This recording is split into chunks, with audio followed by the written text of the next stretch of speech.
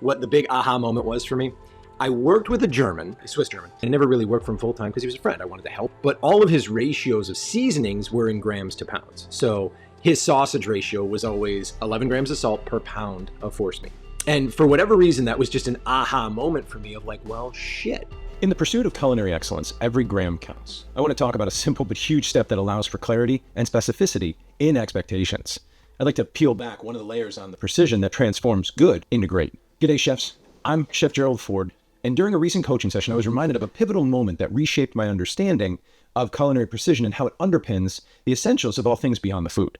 This is the key part of that conversation. So you were talking about using volumes, right? Like a tablespoon of salt. Start converting that to metric, into grams. Play that out in the head. What I'm talking about, right, is a tablespoon could be flat, a tablespoon could be heaped. The most consistent way to get the most consistent bread product is to know the salt that you're using and then know that you used exactly 12.5 grams of salt. To me, getting super finite on those details, especially when it comes to baking and pastry recipes, will really, one, force you to learn it, two, force you to get a lot more detailed and a lot more disciplined about your measurements, and three, it will gonna get you one step closer to the level that you're gonna need to be in order to know you're gonna be able to execute that. It allows for clearer communication, and I think it allows for a much clearer execution. A tablespoon this time could be slightly different than a tablespoon next time. I would start with pastry. To me, yes, for the cooking, but if that is too big of a swing, then I can understand. Like it's tricky to work a whole career with one and then transition to another, but you know, once you realize that a gram is 28.34 times more accurate than an ounce, you can't help but realize, like, damn, when it comes to seasoning, spices, and some of those smaller, harder to wrap your hand around to taste kind of things, what the big aha moment was for me. I worked with a Swiss German. So he went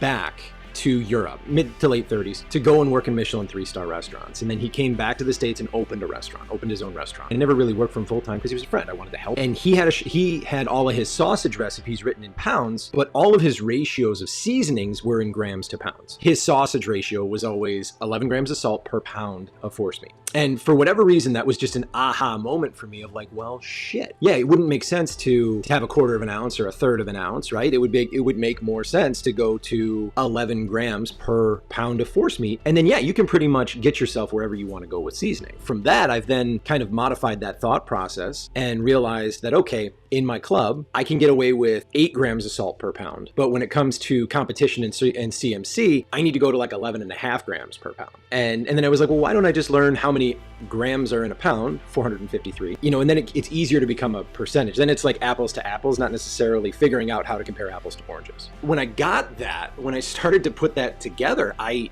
really noticed a dramatic improvement in the consistency of my cook and all season of force meat. In the Olympics, you have the time to cook a tester, not 6. And sometimes when you go about the seasoning, and I'm not saying that it's always perfectly 11 grams or 10 grams, you kind of need to figure out what your tolerance is. When I figured out that, yeah, if I come in at least with 9 grams per pound, it's gonna taste seasoned. It might not be right at the edge. It's gonna be seasoned. I'm gonna hit the ball out of the park. I don't have to think about it. If I don't have time to cook a tester, shame on me. But at the same time, if I don't have time to cook a tester, I know there's enough salt in it to get me over the hump. It's like poaching or blanching water. You know, we always say salty like the sea. Well, what is salty like the sea? Well, salty like the sea is 2.5% by weight. 2.5% salt to water by weight. That makes it a lot more tangible for people who can't really understand what the sea tastes like. I realized that I could talk more effectively with my cooks when I started trying to get more tangible in the numbers. I think back to my banquet days, and when you're converting a recipe from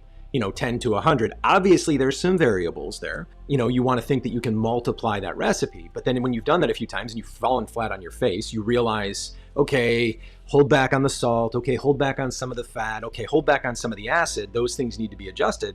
Well, then you realize that maybe it's not an ounce of salt in that, maybe it's actually like 9 grams.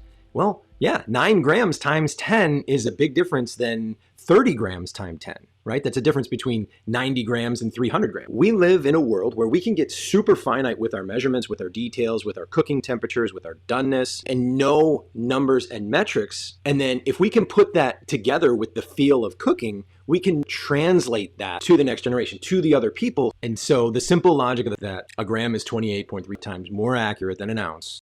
Damn, like for me, that helped me realize like, wow, I really need to figure this out. It was bumpy. It was not simple. It was not an easy transition. once I started to see how much easier it was, I was like, damn, why didn't I just learn metric when I was a young cook? To me, embracing the metric system isn't just about adopting a more accurate way to measure. It's about consistency, clarity, and communication in the kitchen. When we talk about building a program, I'm talking about all of those pieces beyond the food that lead to the results that show up on the plate. Implementation requires tools and a willingness to shift a mindset. It's about seeing beyond the traditional methods and recognizing that precision in grams allows us to replicate perfection, ensuring that our work meets clear and established standards every time, intentionally, not by good fortune. I'm here to delve deeper into how such precision forms the foundation of leading and mentoring in the kitchen. It's not just about what and the how, it's about the why. Why precision matters in our craft, why it's crucial in teaching the next generation of chefs. If you're looking to elevate your culinary program, transform your kitchen, mentor with purpose, and create with precision, let's embark on this journey together, crafting a future where every gram tells a story of excellence. Thank you for joining me. Remember, in the world of culinary arts, precision is a guide rail to mastery. See you soon.